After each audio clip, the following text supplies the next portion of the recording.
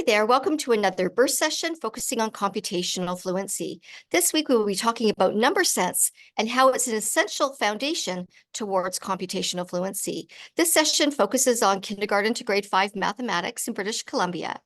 My name is Janice Nowakowski, and I'm the district teacher consultant for K-12 mathematics and numeracy in the Richmond School District. So this series is focusing on computational fluency and how to nurture and develop that across kindergarten through grade 5. When we think about what is computational fluency, it's having efficient, flexible, and accurate methods for computing. And computing is that calculation with numbers using the operations of addition, subtraction, multiplication, and division. So computational fluency, getting the accurate answer or solution, of course, is important, but the methods that we do that also need to be efficient as well as flexible. When we look at our big idea for computational fluency in K-5 mathematics, and this actually goes K-9 in our curriculum, you can see on the top right-hand side there, it says computational fluency develops from a strong sense of number. And that's the meta big idea that crosses kindergarten through grade 9. And then you have, for example, this grade 4 big idea here in the middle with this arrow. Development of computational fluency and multiplicative thinking requires analysis of patterns and relations in multiplication and division. And so that's understanding our number system, how numbers relate to each other, and then the number patterns or multiples that occur when we're thinking about multiplying and dividing. So it is all connected. On this arrow here on the right, these are pointing to some sample questions to support students thinking about this big idea of computational fluency. And again, you can see how it's so focused on our number system, patterns in our number system, and how numbers relate to other numbers and how they're connected. And that's why number sense is an essence or the foundation of computational fluency. So researchers define number sense in many ways.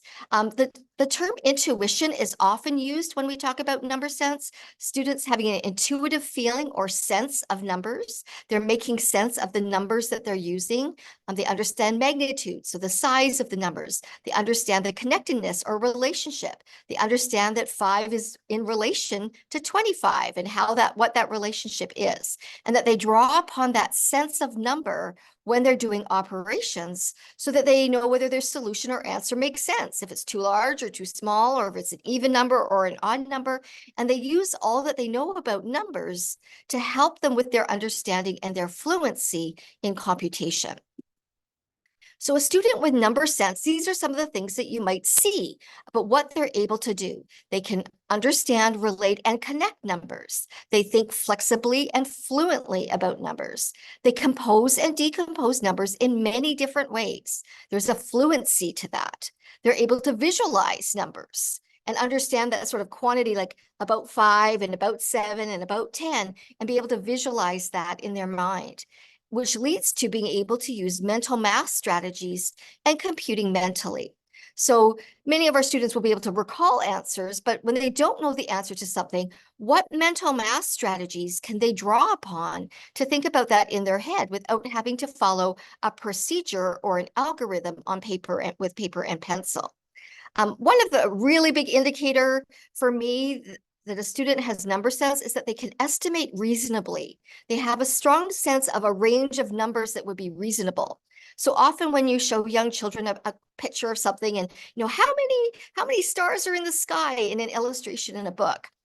And some of them say 1,000,000, a jillion, or they say 10. And there's clearly maybe about 100. So more than 10, but far less than 1,000,000. So it's trying to help them understand what a reasonable range is, and that using benchmarks and reference and all those sort of important things we use to compare numbers and make sense of numbers.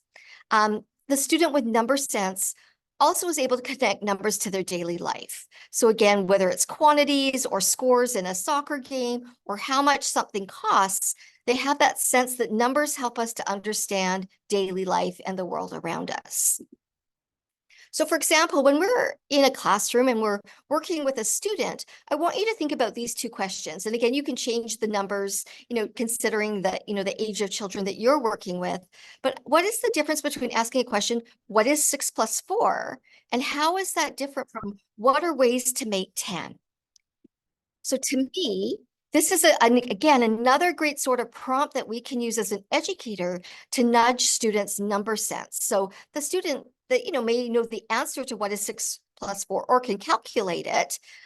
That gives us some information around accuracy, but does it give us a notion of where their number sense is and how they can play and be flexible with numbers? So that question, what are ways to make 10? What are ways to make 100? What are ways to make 846? And how can we compose and decompose numbers in different ways? Because it's all about those relationships to different numbers. Do they use hundreds or place value to help them? Do they use other benchmark numbers like 25s or 500s when they're working with really large numbers to help them compose and decompose in relation to other numbers? So again, just sort of the prompts that we give to those sort of closed questions versus open questions can really give us a sense of a child's number sense. So when we think about the number concepts in our curriculum, that is what we need to develop over time to develop a child's number sense. Some students have a very intuitive sense and they are, comfortable with playing with numbers, but most children need experiences with these different concepts and different learning experiences over time to really understand numbers and how they compare and relate to each other. So counting, lots of counting experiences across the grades. Counting doesn't stop at kindergarten and grade 1. And I always say, for those grade 4 and 5 teachers, are you counting by fractions? Are you counting by decimal numbers? Because that will tell you what students really understand those numbers or not. Are we able to represent numbers in lots of different ways? And again, have that flexibility and fluency around that. Are we able to compare the magnitude or size of different numbers and their relationship to each other? And then that goes with ordering as well. So those simple routines like clothesline, where students put numbers in order, we can do that in kindergarten with numbers to 10, and then we can do that with fractions and decimals in grade 4 and 5. Decomposing numbers into lots of different ways. And we should be doing that all year long with different materials, different types of numbers, but playing with decomposing and composing numbers is just so important for so many reasons.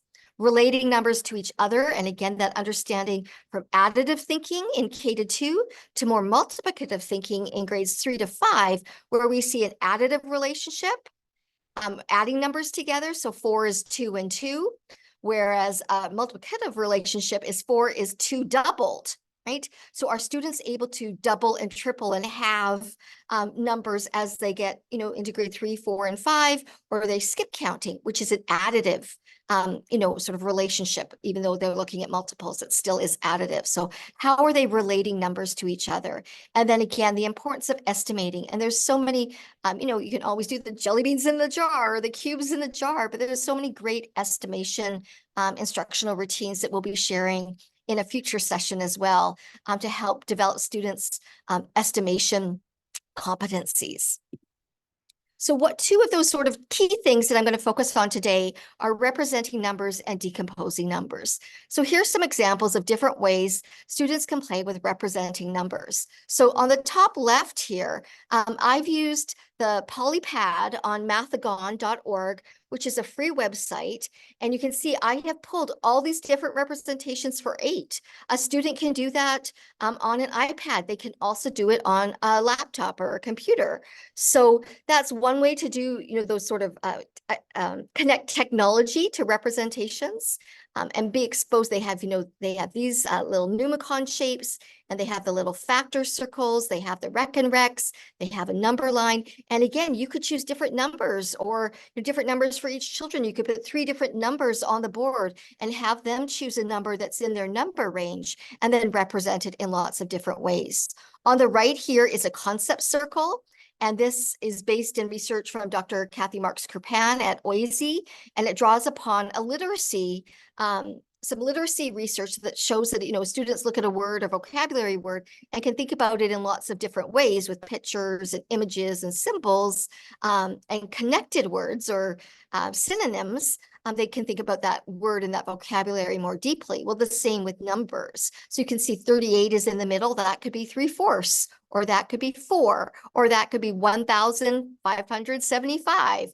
And then thinking about using concrete materials, or they could draw, or they could use other symbols to sort of fill in that circle multiple ways to represent that number. Similar to the bottom left with 36. And then again, using Mathagon on the right, but you could also use concrete materials for this, but this was the fraction 7/10, and again, connecting fractions and decimals in grades 4 and 5 as well. So representing numbers helps develop that number sense of what lives in that number, what that number is composed of, by seeing these different representations.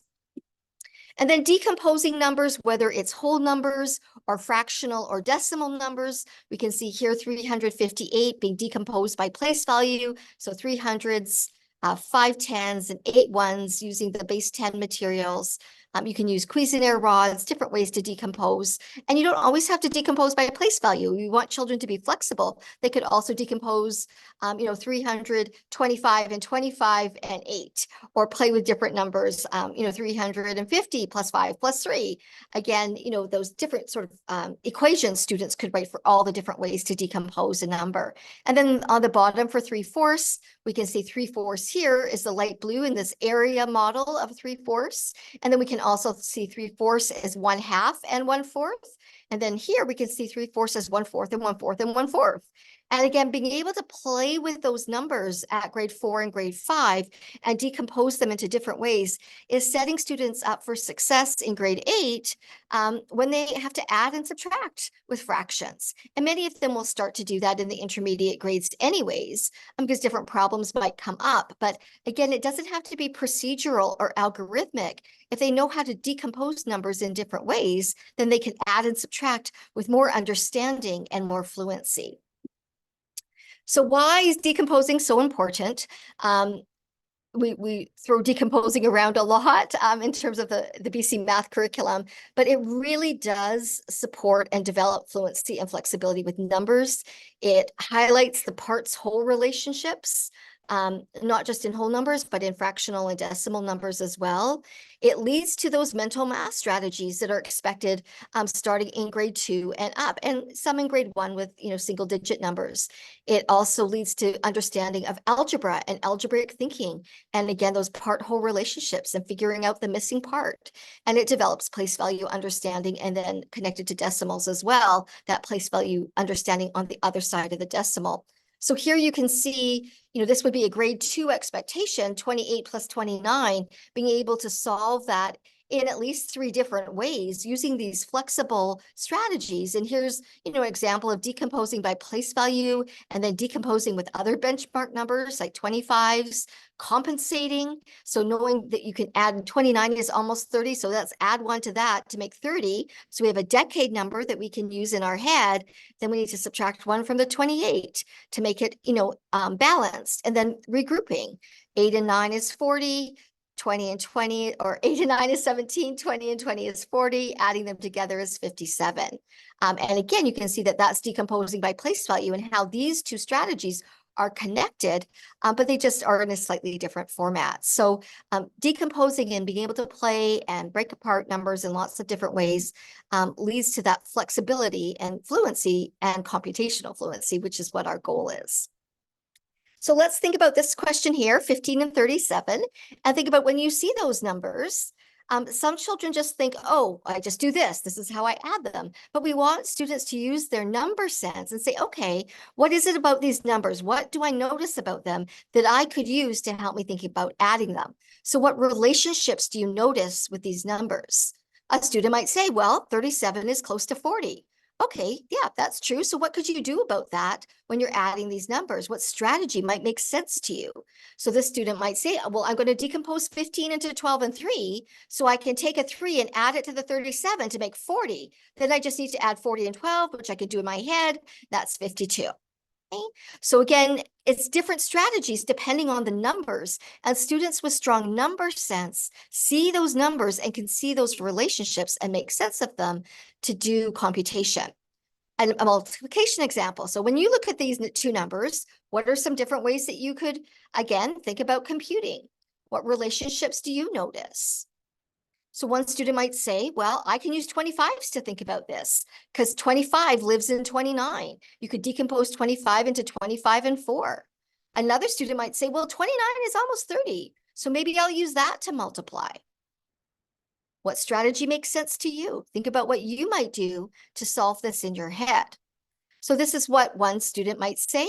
Well, I could do 425s, which is 100, but it says 8 times 29. So I'm going to double 425. So that's 200. And then I still have that. I've done 8 times 25. So now I need to do 8 times 4. And I know that one. That's 32. So I add 32 to 200. That's 232. Another way, again, thinking about 29 is almost 30. Well, I could do 8 times 30. And I know 8 times 3 is 24. So then I just times that by 10. So that's 240. But I multiplied one more 8 than I needed to. So I just need to subtract 8 from 240.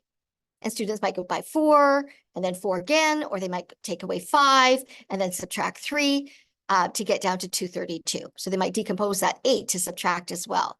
But again, a student who has strong number sense will be able to be fluent with their computation in multiple ways because they can play with the numbers confidently. So let's look at this one. We did 8 times 29. How could we use that to help us think about 15 times 29? What relationships do you notice? What could you do? Well, you could use 25s to think about this like we did in the last question. But I'm also noticing, like from a previous question, 15 can be decomposed into 10 and 5.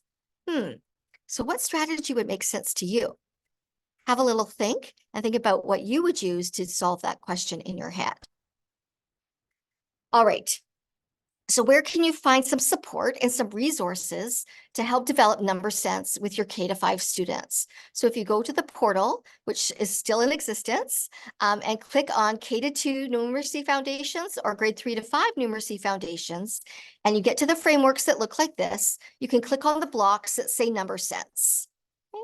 And then when you click on those blocks, a two-page PDF will pop up. And they're very similar. This is the K-2 one. It tells you what number sense is. It tells you the key concepts that need to be developed in K-2, things to consider when you're planning your lessons. It has an example of a week plan. And when you do this through the portal, these are PDFs and you can just click on everything and it will take you to these pages that have the week plans or have the videos, some suggested instructional strategies, some routines and strategies. Again, many of those are linked or there's videos for those. On the second page, key materials for developing number sense and some videos that you can watch about how to use those. And then some instructional ideas like using counting collections, playing math games, help to develop number sense, and then how to assess number sense. There's three things that you could click on here: the assessment tool, the fluency questions, and the indicators of proficiency. And more things will be coming to support you with assessment, and we'll be doing a session on assessment as well. For grade 3 to 5, very similar, except there's more concepts. Place value becomes really important in grade 3 to 5, and then the addition of fractions and decimals as types of numbers that we're working on. Again, sample week plan, instructional strategies, suggestions for helping you plan lessons, materials that you should have access to in your school, if not your classroom. Some ideas like clothesline really develops number sense, many of the concepts, math games again, and then the assessment of number sense, the tools for that. So as we come to a close of this session, I'd like to leave you with 3 questions to consider. What numbers and number concepts need to be understood at your students' grade level, and learn a little bit more about those and how you can help develop those with your students. What different ways can students represent and decompose numbers within their number range? So what opportunities are you providing for students to play with and compose and decompose numbers in different ways? And then how might estimating tasks help you to understand more about your students' number sense? And we'll talk more about estimating routines in an upcoming session. Thank you for joining me.